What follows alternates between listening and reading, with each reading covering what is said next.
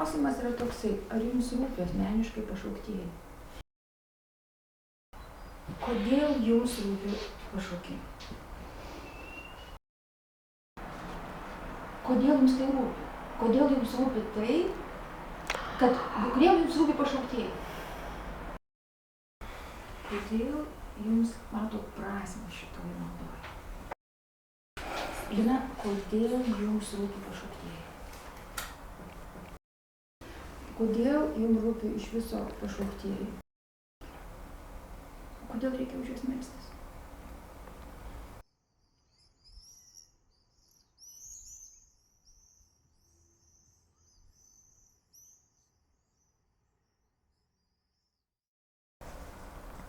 Kodėl jums atėjo į galvą mintis, šitai visai akcijai? Kodėl tai pasirodė svarbu? Man labai skaudu matyti asmeninės kunigų istorijas, būtent tų kunigų, kurie palieka pašaukimo kelią. Yra arba suspenduojami dėl tam tikrų priežasčių, arba tiesiog išeina iš bažnyčios. Tai yra kaip asmeninė griūtis. Mūsų kiekvieno gyvenimas turi indėlį.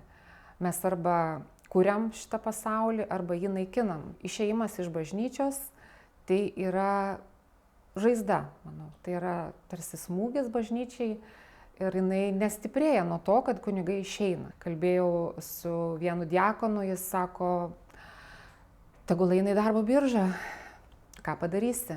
Sakau, man norisi, man tai širdis skauda, man norisi, galbūt kaip moteriai, sako, tu turbūt kaip moteris tiki, kur galbūt ir vilties nėra. Ir praėjo laiko nemažai, tas pokalbis buvo vasarą praeitą ir atrodė neįmanoma nieko padaryti ir tada jūs davėt pasiūlymą, kokia galėtų būti dovana bažnyčiai. Man iš karto buvo pirma mintis, kad tai turėtų būti malda už kunigus. Pirmiausia, kunigas yra žmogus. Jis yra su tom pačiom mintim, kaip ir mes, su tom pačia kasdienybė. Ir žmogui yra sunku be palaikymo, be aplinkinių pastiprinimo nešti savo kasdieninę naštą. Pats Jėzus yra vyriausiasis kunigas ir jisai pašaukė kitus kunigus. Tie kunigai sutiko eiti Jėzaus keliu. Jėzaus kelias labai sunkus ir reikalauja mirti savo. Ir tie žmonės šitą eidami tuo keliu jaučia labai didelį dvasinį spaudimą. Kunigai yra tie, kurie stovi pirmosiose linijose, fronto linijose, ar ne, dvasinės kovos, tai jie yra puolami labiausiai. Jiem yra sunkiausiai ir jėga puolimo yra labai didelė. Kaip sakė jo ekscelencija vyskupas Jonas Ivanauskas, blogis yra transcendentinė jėga. Žmogus negali atsilaikyti, tai yra tik Kristaus malonė, kuri gali padėti žmogui išlikti. Todėl malda yra būtinas užnugaris kunigams ištverti tose kritinėse situacijose. Manau, kad malda tas pats toksai gal geriausias ginklas. Jiems reikia tos maldos, nors jie atrodo ir meldžias. Melstis už kunigus dėl to, nes jie meldžiasi už mus ir mes maldos bendrystėje esam gyva bažnyčia. Pats Paulius pasakė, melskitės už mane. Patiems nepakanka, jiems reikia ne tik Dievo maldos, bet ir kitų žmonių maldų, kad padėtų tam kelyje. Kokia yra vienintelė jėga šitoj žemėje, kuri gali pasipriešinti blogiui? Bažnyčia, vienintelė jėga. Tai jeigu nebus kunigų, mes negalėsim. Kiekvienas iš mūsų mes neatsilaikysim savo kovose, neturėsim sakramentų, neturėsim malonių, neturėsim pašvenčiamosios malonės, kur yra pagrindinė apsauga ir ne prieš nuodėmę, prieš blogį. Tai yra svarbiausia, melstis už juos. Tiesiog yra tas žinojimas toksai, kad reikia, kad jiem reikia ir kad man reikia. Ar man asmeniškai rūpi pašauktieji? Man asmeniškai rūpi. Nes kunigai rūpinasi dvasiniu gyvenimu mano ir kitų žmonių. Jie patys buvo išgelbėti ir jų tikslas ganyti kitus. Jie telkia bendruomenę. Čia kaip klausti vaiko, ar jam rūpi jo tėvai, dvasiniai tėvai.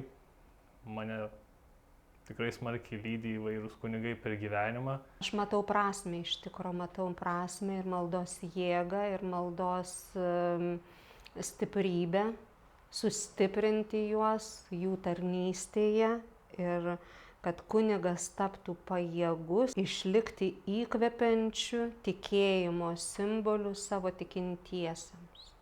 ta mūsų bendrystė be kunigo, ji būtų niekinė, ji būtų tuščia, be gyvybės, kaip laivas be kapitono.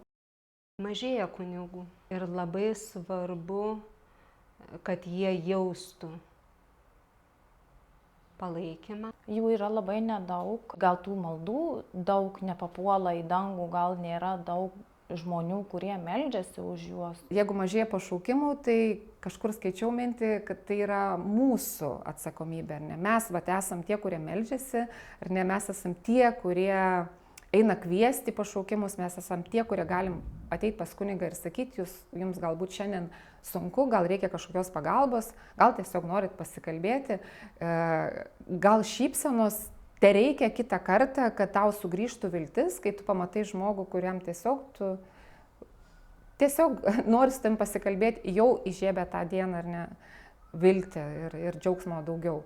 Tai be abejo yra atsakomybė bendruomenės, tai yra tokia visų atsakomybė. Malda už pašaukimus, už pašauktuosius, jinai svarbi pirmiausia dėl esamų kunigų, kurie labai svarbus formuojantis jaunuoliui, renkantis kelią ir formuojantis asmenybei. Jaunimo pašaukimai, kunigystė susideda iš dviejų etapų. Tai vienas etapas, kad pats jaunimas, pats jaunuolis turi pajausti pašaukimą ir jį priimti. Kitas dalykas, kitas etapas, tai yra aplinka, kurioje jisai tą pašaukimą galėtų pajausti. Manau, kad pavyzdžiai yra svarbiausi, nes kai formuojasi asmenybė, renkasi pagal pavyzdžius. Mes, manau, galim labai daug ką nuveikti ir padaryti įtaką nemažą. Kai aš meldžiuosi, tai aš atnešu save į Dievo akivaizdą, keliu savo protą, širdį link Dievo. Aš atidarau tarsi kanalą Dievo maloniai tekėti į mano gyvenimą, ar ne, veikti per mane. Ir maldoje girdžiu tokius šventosios dvasios stilius, šnabždėjimus, tarsi galiu gauti ir įkvėpimą, ką daryti dar. Ar ne, kaip konkrečiai toj maldoj veikti, nes malda yra tik pradžia. Jinai turėtų įkvėpti veiksmai. Ką konkrečiai daryti, kur pas kokį žmogų nueiti, galbūt pakalbėti, gal net ir kunigą esantį krizėje ar ne, arba kuriuos jaunuolius pakviesti šventoji dvasia, aš tikiu, mus gali nuvesti būtent pas to žmonės, ar ne, ir labai konkrečiai atvesti juos į bažnyčią būtent per mus. Nes kai klausai kunigų, tai mūsų brolis Paulius Pranciškonas sakė, prie jo priėjo žmogus ir sako, jūs turite gražią sielą. Tai buvo pirmas žingsnis jo keli link kunigystės. Po to paklausė, ar tu tiki Dievą? Sako, ne, Dievo nėra. Ir po to jis tai pradėjo, taip, bet buvo žmogus, ar ne? Buvo asmuo, tai ir kad mes būtume tie konkretūs asmenys, kurie kviečia, tai yra malda kaip įrankis, kaip pradžia, kuri veda mus tolyn. Jėzus pirmiausia pašaukė mane į savo gyvenimą, savo kelią, aš pasirinkau. Jo kelią aš pasirinkau taip, noriu, kad ir kiti būtų pašaukti. Būtent Jėzus pašaukė, bet kiekvieno žmogaus yra pasirinkimas atsakyti taip arba ne. Dievui rūpi kiekvieno žmogaus įsigelbėjimas ir kiekvienas žmogus turi tą eiti. Jeigu jisai trokšta širdyje, aš pašauktas ir nusprendė eiti tuo keliu, tai turėti iki galo. Labai svarbu, kad pasirinkta pareiga būtų ištverta iki galo. Jų darbas yra labai sunkus. Irgi žmonės, jie susiduria su tokiais pat gyvenimo sunkumais kaip ir mes. Parkristi yra absoliučiai normalus dalykas žmogiškam gyvenime. Svarbu neišsigąsti ir ištverti tą išbandymą. Esmė ir yra maldos, kad padėti kunigams išgyventi krizės. Visi išgyvena, visi per tą praeina ir tai nieko nėra blogo. Mes, paprasti žmonės, išgyvenam savo krizės pasirinkimuose, tiek, tarkim, dėl šeimos, dėl darbo, dėl vaikų. Tai lygiai taip pačiai kunigas, turėdamas savo parapiją kaip šeimą, išgyvena ir asmeninės krizės, ir krizės dėl parapiečių. Nežinom, kad per išbandymus mes visi augam. Tai ir kunigystėje tas išbandymas yra galbūt dovana. bet kad nelikti nukritus, ar ne? Jiems reikia jėgų ir stiprybės kasdieninėme darbe, kasdieninėje jų tarnystėje. Reikia mūsų palaikymo. Malda tai sustiprina jų pasitikėjimą kasdienybės darbuose. Mes turim vilti, kad mūsų malda turi galę prisidėti ar ne prie jų kelio, prie jų atsistojimo. Kunigystė reikėtų neužmiršti, kad tai yra tarnystės sakramentas. Ir ta tarnystė, taip kaip ir santuoka, taip ir kunigystė, labai sunkus. Pašaukimas ir tam reikia labai daug investuoti savęs, o tai ir padeda malda. Kiek tenka bendrauti, manau, tai turbūt, viena vertus, grėsmingas netgi pašaukimas, nes dvasinis gyvenimas reikalauja jėgų, ne tik fizinių, bet ir dvasinių, bet kartu tai labiausiai pripildantis. Kunigai, aš manau, kaip čia klausėt, ar jiems sunku, ar jie laimingi, aš manau, jie yra laimingiausi žmonės šitoje žemėje. Jeigu iš tiesų gyvena ta malonė, kurią Kristus duoda, tai jie patiria daugiausiai laimės, save dovanodami, jie yra mums visiems viltis ir pavyzdys, kad savęs dovanojimas ar ne yra raktas iš tiesų į laimę. Esu matęs, manau, tikrai šventųjų šioje žemėje, kurie yra kunigai ir jie tikrai atrodo ypač laimingi ir prasmingi. Už juos būtina melstis ir už ateinančius kunigus. Kiekvienas mes turbūt turim pradėti nuo savęs. Ir aš pirmiausia pradėjau nuo savęs, kai savo šeimoje pradėjau melstis, tai jau mūsų 5. O Dievo žodžiai, kur meldžiasi 2 ir daugiau, ten ir aš esu. Jeigu mes kiekvienas pasimelstume, prisimintume žmonės, kurie paskyrė savo gyvenimą mūsų dvasiniam palaikymui ir mes atsidėkodami juos palaikytume dvasiškai, tai būtų tikrai labai stipru. O kiekvienam iš mūsų 2 minutės skirti maldai tikrai nėra sudėtinga. Labai kviečiam, prašom jungtis, prisidėti. Labai svarbu kiekviena malda, kiekvieną dieną, nesvarbu laikas, gal ir dieną, gal ir naktį, bet kur ir visada, autobuse, parduotuvė, visur galima melstis. Jeigu negarsiai, tai dvasioje. Matau akciją ne tik kaip maldą vakare, bet kaip pradžią veiksmo. Viduje mes turime maldoje klausytis, kur mus veda ir ne kur mus kreipia. Kad toliau kurtume šitą veikimą, nenoriu sakyti judėjimą, bet veikimą bažnyčios labui būtent dėl pašaukimų. Nes kunigai yra pagrindas. Nebus kunigų, nebus bažnyčios. Nebus sakramentų, nebus Eucharistijos, tas pagrindinės galios, kuri keičia gyvenimus, kuri keičia visą pasaulį. Tai kunigai yra Kristaus atstovai. Tai kuo bus daugiau, tai tik toks ir kelias, ar ne, pakeist pasaulį, pakeist kiekvieno žmogaus gyvenimą. Toks kaip palyginimas, gal sakyčiau, kaip Seliziečių draugijos amžinosios mišios, kur yra amžinosios. Tai taip ir už kunigus. Ta malda turėtų būti amžina. Ir tai yra stiprus poveikis žmogui, kuris yra mintyse mūsų, kuris yra mūsų širdyse. Ir kunigai, jie yra svarbus mums. Svarbus žmonėms, kad jie burtų tas bendruomenės. Tai turėtų būti tęstina akcija ir tai turėtų būti pastovus meldimasis už kunigus, už pašvęstuosius. Dar galvojau, kad ar nebus taip, kad ateis gruodžio 25 ir mes kaip tik pajausim, kad reikia dar maldos daugiau ir galbūt sakysim, mes dabar melsimės jau metus visus, nes iš ties 2 minutės mes tikrai galim rasti kiekvienoje dienoje.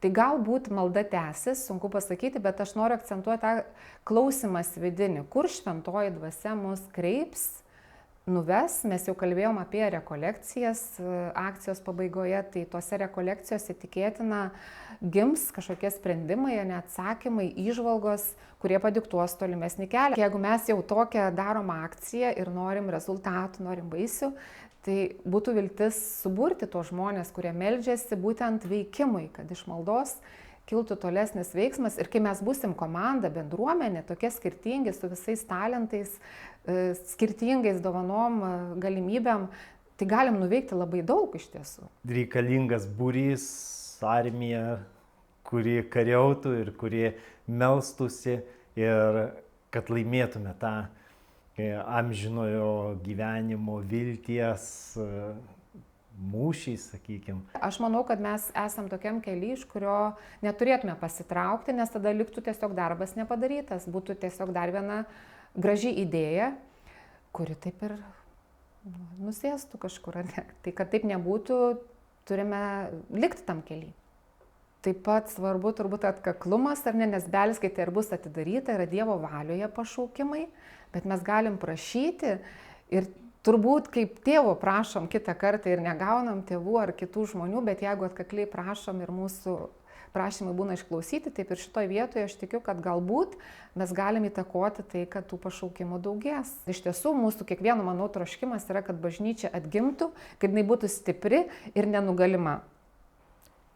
Todėl ir kviečiu prisijungti prie mūsų akcijos kiekvieną vakarą iki gruodžio 25.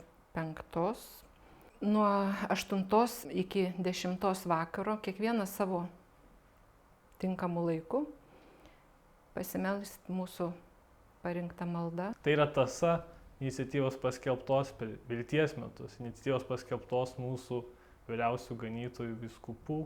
Labai kviečiam prisijungti prie maldos, prie mūsų sukurtos iniciatyvos. Labai svarbu suburti grupę ir tą turėti nuolatinį maldos palaikymą, būrį žmonių, kurie nuolat melstųsi, nes malda pats stipriausias ginklas. Kai mes melsimės šį laiką, gali nutikti taip, kad ir besimeldžiančių atsiras žmonių, kurie atras, kad jų pašaukimas yra kitas. Galbūt tai žmogus siekiantis kunigystės atras šeimą, o galbūt atvirkščiai. Esu krikščionis ir tikiu maldą. Ir tikiu, kad Dievas girdi ir įžiebs širdis tikrai tų, kurių reikia įžiebti. Tam tikrą nuojautą netgi turiu kieno ir viliuosi, kad šie žmonės atsilieps. Kviečiu tik į vieną dalyką - nebijoti. Dalykai maldoje atsidaro. Svarbu ir pastebėti tai, kad kažkaip išsirinko mes Jono Pauliaus II maldą. Yra daug maldų. Kilo mintis, kad reikia imti būtent šią, ar ne? Ir mes esame maldoje vienybėje su šventuoju Jonu Pauliumi II. Jis yra vienas gražiausių kunigystės pavyzdžių. Tai reiškia, jis yra su mumis. Ir išties jis padarė bažnyčioje didžiulių darbų, pakeitusių bažnyčią, atnaujinusių. Ir galbūt mes iš tiesų padarysim daugiau, negu šiandien galime įsivaizduoti. Su jo užtarimu ir palaiminimu.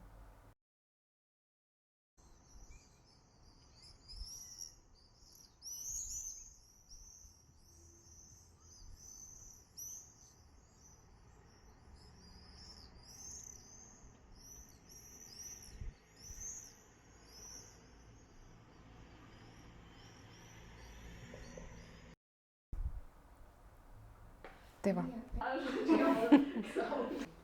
Nes todėl, kad Jėzus... Nes todėl, kad... O jau čia nežinau, ką pasakiau.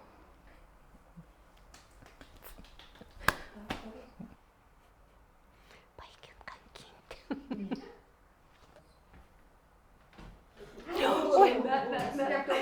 Per toli? Reikia, kad čia arčiau būtų?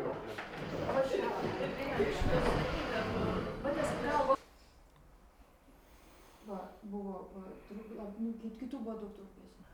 Jeigu daugiau klausimų nebus. Yra. Dar kažkokia Kažkokią kažką žadėjau sakyti. Kažkur nuklydau. Bus antras ratas. Reikia pagalvoti. Labai gerai, šaunuolė. Trumpai. Labai gerai. Gerai, sukam būtojų būdu.